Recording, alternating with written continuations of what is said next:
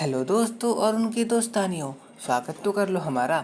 तो भाइयों मैं आ चुका हूँ। ये एपिसोड 2 और पार्ट 4 होगा दी गॉब्लिन नाइट्स का। और ये मेरे को तो सीरीज अच्छी लग रही है। तुम्हें कैसी लग रही है? किसी को कोई भी दिक्कत होती है वीडियो से रिलेटेड तो तुम कमेंट करके बता सकते हो, मैं उस प्रॉब्लम को सॉल्व जरूर करूंगा। और दोस्तों इन भाई ने MC स्टैन का गाना लगाने को बोला था बैकग्राउंड में, तो मैंने लगा दिया। बैकग्राउंड की तो कोई प्रॉब्लम है ही नहीं, मैं कुछ भी लगा सकता हूँ। बस प्रॉब्लम है तो लोगों की, क्योंकि वो कमेंट नहीं करते हैं। मैं क्या कर सकता हूँ, लोग देखते भी बहुत कम है, क्योंकि अभी मैंने स्टार्टिंग किया है। तो यार तुम लोग देखो, शेयर करो प्लीज़, ठीक है? तो मैं चालू करता हूँ। यह है एपिसोड 2 का पार्ट 4। लास्ट टाइम हमने देखा था जो अपना बूढ़ा आदमी था वो सारे डीमंस को बता देता है कि एक और डीमन आ चुका है, अब इस डीमन को कोई नहीं खा सकता, ये अब ह्यूमन नहीं रहा, ऐसा डिक्लेयर कर दिया था। वो जज था मगर वो पता नहीं किया, अपने ऐलान करे जा रहा था, फालतू की जजमेंट दे रहा था। कोई दिक्कत नहीं, आगे बढ़ते हैं। वो बूढ़ा आदमी अपने MC स्यूचोई से बोलता है, हाँ भाई तुझे अब कोई नहीं खा सकता, तो टेंशन फ्री रहे, ये अब तेरा घर हो चुका है। तो अपना भाई अभी भी अपने में ही खोया हुआ होता है। वो उस बूढ़े आदमी से बोलता है, तो अब सब खत्म हो गया, अच्छी बात है, अब मेरे को अपने घर जाने दो बिना किसी दिक्कत के। तो वो जो लड़की होती है बोलती है,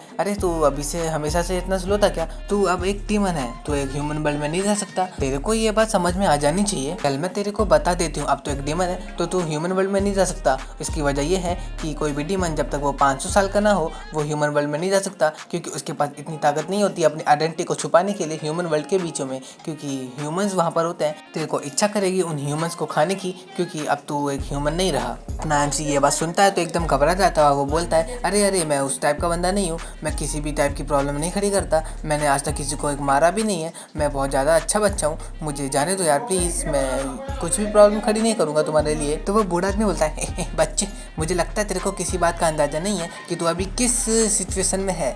इस समय तू एक डीमन रियल में है और मैं कुछ भी कर सकता हूँ यहाँ पर तेरे साथ, और तू मेरी बात नहीं मानेगा तो मुझे तुझे मार के खाने में कोई भी ज्यादा दिक्कत नहीं होने वाली है। और ये बोलते बोलते वो बूढ़ा आदमी अपना ऑरा रिलीज करने लगता है, जिससे अपना भाई प्रेशर में आ जाता है। जैसे कि हमको पता है जो गॉब्लिन्स होते हैं वो अपनी स्किल्स इनहेरिट कर लेते हैं, खाली अपनी बॉडी पार्ट के अलावा वो स्किल्स भी इनहेरिट कर लेते हैं। तो जैसे ही वो प्रेशर पड़ रहा होता है वो एकदम हट के पीछे आ जाता है उस बूढ़े आदमी से बहुत दूर, क्योंकि उसने खतरा महसूस किया होता है उसकी बॉडी ने, ना कि अपने भाई ने। इसका मतलब तुम समझ सकते हो, जो अपने भाई की बॉडी है वो उसको कंट्रोल कर रही है, ना कि अपना भाई अपनी बॉडी को कंट्रोल कर रहा है। वो बूढ़ा आदमी बोलता है, बच्चे तू मुझे लगता है घबरा गया इसलिए तू पीछे भाग गया। वो बूढ़ा आदमी बोल रहा होता है, मुझे फर्क नहीं पड़ता मगर तू अपने आप को क्या बोलता है, मगर तेरी बॉडी ऑलरेडी एक डीमन बन चुकी है, अब तू पहले जैसा नहीं रहा, तू अपने आप को देख सकता है, तेरे को पता है ना।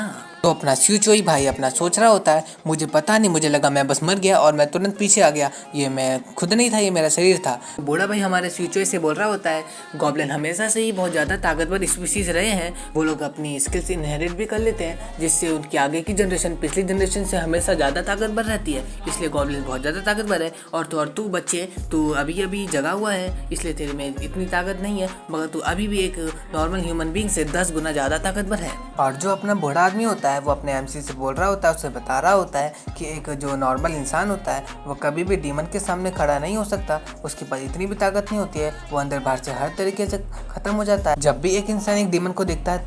तो अपना MC होता है वो बोलता है, मैं समझ सकता हूँ तुम्हारी बात, तुम क्या कहना चाहते हो, मगर 500 साल ये बहुत ज़्यादा हो जाएगा, तुमको पता भी नहीं है 500 सालों के अंदर एक इंसान की 5 से 6 जनरेशन निकल जाती हैं। तुम्हें बस इतना करना है कि तुम मेरे को 6 महीने के लिए जान दो, मेरा स्कूल का पेपर रहेगा, मेरे को और देना है, अपने दोस्तों से मिलना है, मेरे को जाने दो यार। अपना भाई ऐसे ही कुछ भी बोल रहा होता है अपनी दुनिया में जाने की, क्योंकि वो लोग तो डीमन है और डीमन के सामने कोई कुछ बोल सकता है क्या। तो अपना बूढ़ा आदमी अपने MC की बात समझ सकता है, तो वो उससे बोल रहा होता है, मैंने तुमसे पहले ही बोला था कि 666 साल पहले हम डीमन किंग ने ही रूल बनाया था कि एक डीमन 500 साल तक रहेगा, उसी के बाद ह्यूमन किंग वर्ल्ड में जा सकता है, मगर वो कोई तबाही नहीं फैला सकता।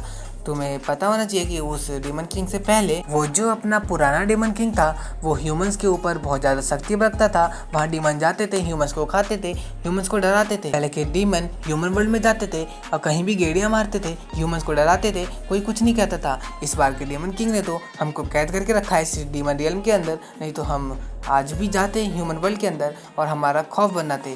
वो जो पहले डीमंस हुआ करते थे वो इतने ज़्यादा भी बुरे नहीं थे, उन्हें तो बस डर चाहिए और वो चाहते थे कि ह्यूमंस उनकी पूजा करें, वो उनसे डरें और कुछ भी नहीं, वो उनके सामने ना रहें, बस उनसे ऊपर ना रहें, उनके नीचे रहें।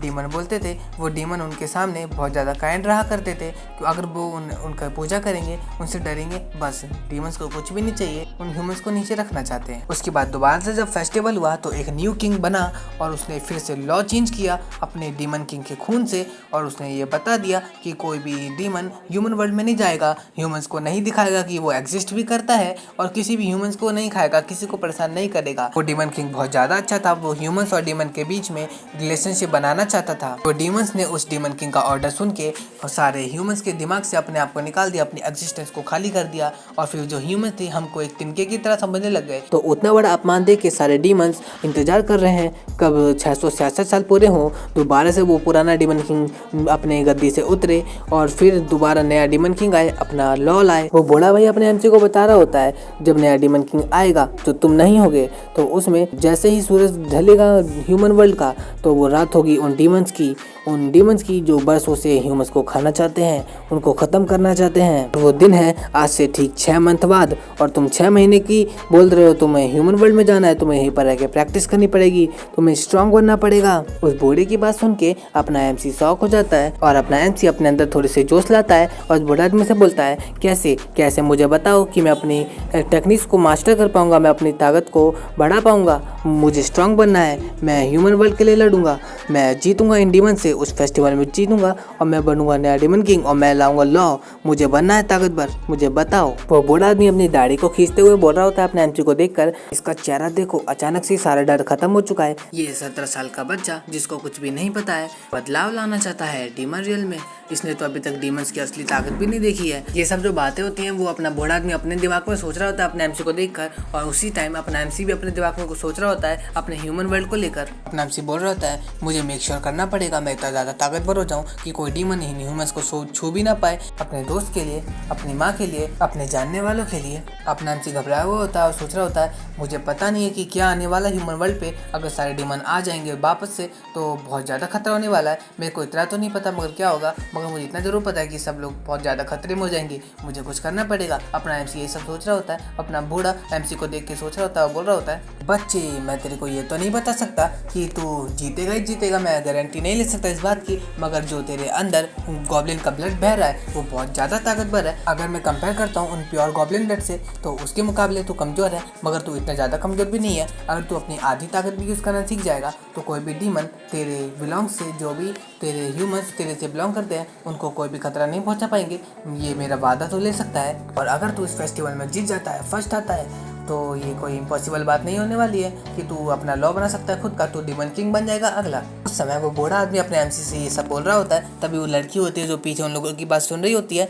मैं तो इस लड़की को भूल ही गया था। तो ये लड़की दोबारा बोलने चालू करती है और बोलती क्या, ये तो अपने एमसी का मजाक उड़ाना चालू कर देती है और कह रही होती है भले ही अपना पूरा पावर यूज़ करना सीख जाए, मगर मेरे को नहीं लगता कि ये बिल्कुल भी फेस्टिवल में टिक पाएगा, आधा फेस्टिवल भी नहीं खेल पाएगा ये बंदा। देखो ये बूढ़ा आदमी भी भूल गया होता इस लड़की को, जैसे मैं इस लड़की को भूल गया था कि लड़की भी इस कन्वर्सेशन में है। तुम दोनों को मिला देता हूँ। अपना बूढ़ा आदमी एमसी को बता रहा होता है इस लड़की का नाम है शियोलवा और ये भी तुम्हारी तरह पार्टिसिपेट कर रही है फेस्टिवल के अंदर जो मेरी तरफ से जाने वाली है। शियोलवा बोलती है ये बूढ़े आदमी मेरे को किसी भी इंट्रोडक्शन की जरूरत नहीं है, वैसे भी ये मरने वाला है तो मैं क्या करूँगी इसको जानकर। लड़की बोलती है अपने एमसी से मुझे इससे कोई लेना देना तो नहीं है, मगर क्या ये मेरे को वादा कर सकता है कि कम से कम मैं क्वालिफिकेशन टेस्ट तो पार कर लेगा जिससे ये क्वालिफाई हो जाए और फिर ये मरे ना मरे मेरे को फर्क नहीं पड़ता। लड़की बोली ही जा रही होती है और उससे एमसी से बोल रही होती है, हाथों में मुक्का बना लेती है और उसे पीटने का इशारा देके बोली होती है मैं आशा करती हूँ कि तू नहीं सोच रहा होगा ह्यूमन वर्ल्ड में वापस जाने का मेरे से पहले। फिर अपना बूढ़ा आदमी बोलता है ये लड़की ऐसी ही है, ये इसको भी ह्यूमन वर्ल्ड में जाना है, ये भी तुम्हारी तरह ही प्लान कर रही है, ये भी तुम्हारी तरह जवान है तो इसको भी बहुत कुछ करना है, उखाड़ना है तुम्हारी तरह। यहाँ पर हमारी बातचीत खत्म होती है। ये बूढ़ा आदमी बोल रहा होता है उन दोनों से और बोलता है मेरे को बहुत ज़्यादा काम है, मेरे को वहाँ जाना है।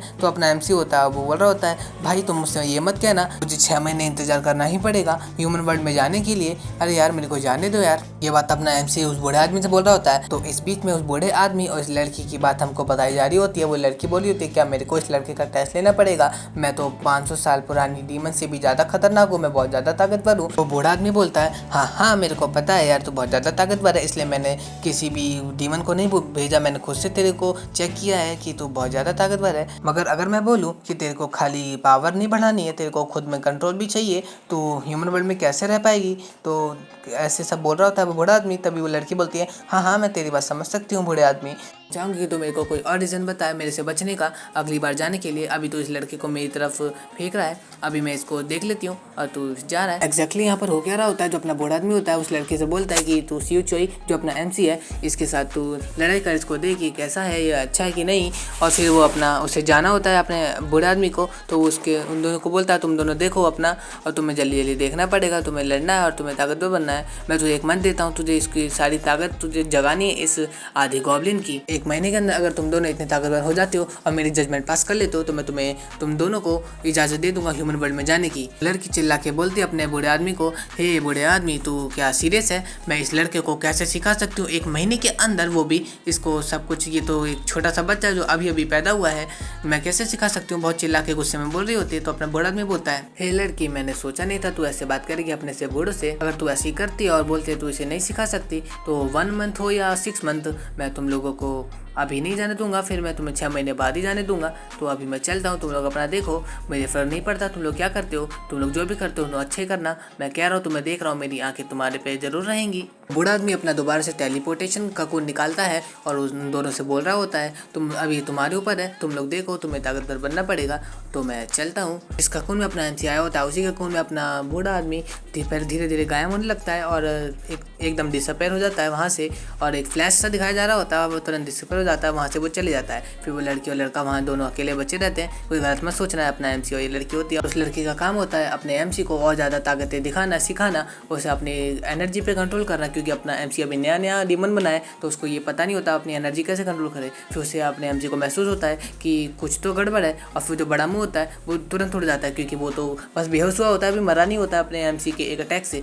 लड़की बड़े मुंह और अपने MC के बीचों बीच खड़ी होती है। लड़की MC के चेहरे को देख के बोली होती है तू इतना घबरा क्यों रहा है भाई?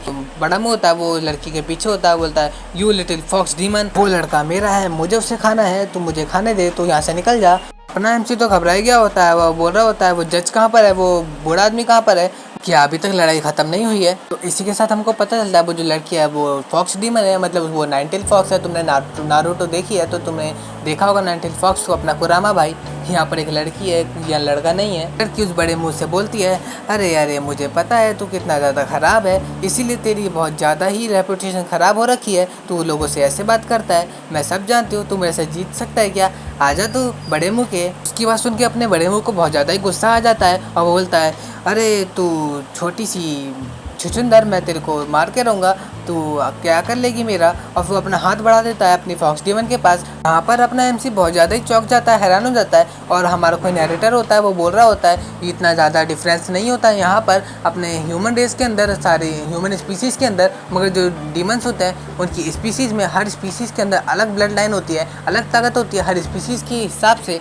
ऐसा सब हमारा नैरेटर टाइप बता रहा होता है, जो डिब्बा बना रहा है ये अपना नैरेटर बोल रहा है। और हमको बताया जा रहा होता है जो हर एक डीमन होता है, हर एक डीमन के पास अलग अलग ताकत होती है, उनकी स्पीसीज के हिसाब से उनकी एबिलिटीज़ भी अलग अलग होती है, उनके DNAs के हिसाब से। हमको ये भी बताया जा रहा होता है जो प्योर ब्लड गॉब्लिन्स होते हैं वो भी ताकतवर होते हैं, मगर अगर देखा जाए तो और भी स्पीसीज होती हैं जो भी उन्हीं की तरह बहुत ज़्यादा ताकतवर होती हैं। बीच बीच में हमारा नरेटर भी कुछ ना कुछ बोल रहा होता है, और वहीं पर जो लड़की होती है वो अपनी चेन स्किल्स का इस्तेमाल करती है और उस अपने बड़े मुंह को जकड़ लेती है अपने मैजिकल ऑरा से, मैजिकल पावर से। उसी को डीमन एनर्जी बोला जाता है स्टोरी के अंदर। जो बड़ा मुंह होता है उस चेन को देखकर बहुत घबरा गया होता है, बोला क्या कुछ गलत हो रहा है। 9 टेल होती है वो हमें बताया जा रहा होता है कि जो 9 टेल फॉक्स है वो बहुत ज़्यादा ताकतवर होते हैं, कोरिया के अंदर बहुत ज़्यादा ताकतवर डीमन होते हैं, गॉब्लिन की तरह, जैसे गॉब्लिन भी बहुत ज़्यादा ताकतवर होते हैं। आखिर में वो लड़की बोली होती है आजा आजा बड़े मुंह, मैं तेरे को तेरी औकात दिखाती हूँ। पर हमारा एपिसोड 2 खत्म हो जाता है। अगली बार हमको इस फॉक्स डीमन और बड़े मुंह की लड़ाई दिखाई जाएगी। यार मैंने बहुत मेहनत से एपिसोड 2 पूरा कंप्लीट कर दिया, ये पार्ट 4 होगा और मैंने पूरा कंप्लीट कर दिया। मैं सुबह 6 बजे उठा था और तब से 4 घंटे मैंने लगातार वीडियो बनाई है, तो मुश्किल से मैं बना पाया हूँ ये। और तुम लोग बस लाइक और सब्सक्राइब कर देना यार, मैं तो यही कह रहा हूँ, और शेयर भी जरूर कर देना, और कमेंट में बताना कोई दिक्कत हो रही हो इस वीडियो के अंदर तो, या कोई नया पार्ट चाहिए तो बताना। और तुम नया वो नेक्स्ट पार्ट के लिए कमेंट करोगे तो मैं जरूर नेक्स्ट पार्ट लाऊंगा। अब इसका पार्ट 5 आएगा और एपिसोड 3 आएगा, मगर अभी थोड़ा टाइम लग जाएगा इसको आने में।